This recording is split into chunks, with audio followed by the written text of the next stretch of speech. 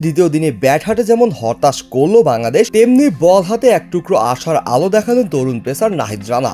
এক ওভারে চোখ ধাঁধানো গতির প্রদর্শন মনে করিয়ে দিল দেশের হারিয়ে যাওয়া স্পিড স্টারদের। বাংলাদেশের প্রথম ইনিংসে ব্যাট করে অল আউট হয়েছে 247 রানে। ব্যাটিং ব্যর্থতা চোখে পড়ার মতো হলেও দিনের সবচেয়ে বড় আলোড়নের বিষয় হয়ে ওঠে নাহিদ রানার একটি ওভার। সে ওভারের প্রতিটি বলই ছিল 140 কিলোমিটার ঘন্টা ছাড়িয়ে। পরপর স্পিড ছিল 143, 139, 145, 149, 144, 144 ও 150 কিলোমিটার প্রতি ঘন্টা। দিনের দ্রুততম ডেলিভারি ছিল শেষ বল 150 কিলোমিটার প্রতি ঘন্টায়। যদি এখনো উইকেট দেখা পাননি, তবে তার আগ্রাসী বোলিং শ্রীলঙ্কার ব্যাটারদের বিপাকে ফেলেছেন একাধিকবার। প্রথম নিশাঙ্কার মতো সেট ব্যাটসম্যান কয়েকবার বিট হয়েছেন তার স্পেলে। রানের গতি কিছুটা কমলেও গ্যালারি দর্শকদের মধ্যে তৈরি হয়েছে এক অন্যরকম উত্তেজনা। এর আগে শুরুতে ব্যাটিং এ নেমে বিপর্যয়ের শিকার হয় বাংলাদেশ। সাদমান 46, মুশফিক 35 কিছুটা প্রতিরোধ গড়লেও বড় ইনিংস খেলতে ব্যর্থ হন। লিটন দাসের 34, মেহেদী মিরাজের 31 এবং তাইজুল ইসলামের শেষে অনবদ্য 33 রান দলের সংগ্রহ 247 পর্যন্ত নিয়ে যায়। তবে এটি প্রতিদ্বন্দ্বিতামূলক কোনো স্কোরই দাঁড়াতে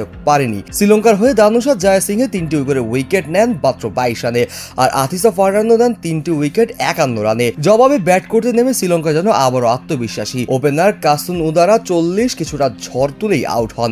এরপর ক্রিজে আসেন দানেশ চান্দিমাল, যিনি নিশাঙ্কার সঙ্গে গড়ে তোলেন 150 রানের জুটি।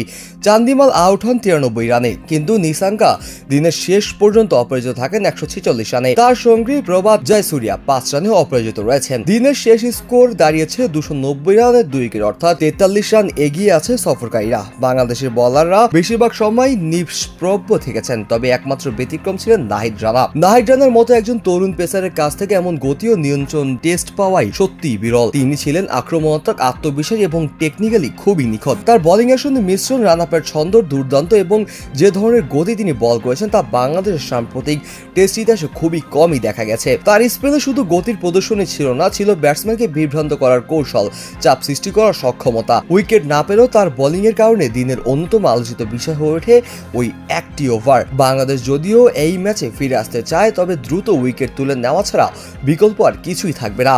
আর সেই দায়িত্বে সবচেয়ে বড় ভরসা এখন নাহিদ রানাই। তার আগুন ঝরা বোলিং যদি উইকেটের রূপ পায়, তাহলে ম্যাচের নতুন প্রাণ ফিরিয়ে আসতে পারে।